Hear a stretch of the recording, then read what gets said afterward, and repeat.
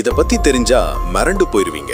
ஊலி ரைனாசரஸ் என்பது பனியூகத்தில் வாழ்ந்த ஒரு அழிந்து போன பெரிய பாலூட்டி விலங்காகும். இது சுமார் 10,000 ஆண்டுகளுக்கு முன்பு அழிந்து விட்டதாக கருதப்படுகிறது. இதன் பெயருக்கு ஏற்ப இது பனிகாலத்தின் கடும் குளிரை தாங்குவதற்காக நீளமான, அடர்த்தியான மற்றும் கம்பளி போன்ற உருமத்தை கொண்டிருந்தது. இதன் காதுகள் சிறியதாகவும் கால்கள் குட்டையாகவும் இருந்தன. இது உடல் வெப்ப இழப்பை குறைக்க உதவியது. இதற்கு 2 கொம்புகள் இருந்தன. அதில் முன்புறத்தில் இருந்த பெரிய கொம்பு முன்னோக்கி வளைந்திருந்தது. இந்த கொம்பை பனி மற்றும் மண்ணை தோண்டி அடியில் இருக்கும் தாவர உணவுகளை எடுக்க பயன்படுத்தியதாக நம்பப்படுகிறது.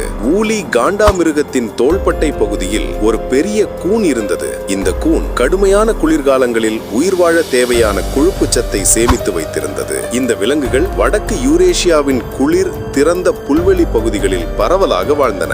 அவற்றின் நன்கு பாதுகாக்கப்பட்ட உடல் பாகங்கள் சைபீரியாவின் உறைபனியில் கண்டெடுக்கப்பட்டுள்ளன. இது அவற்றின் தோற்றம் மற்றும் வாழ்க்கை முறை பற்றி அறிய உதவுகிறது.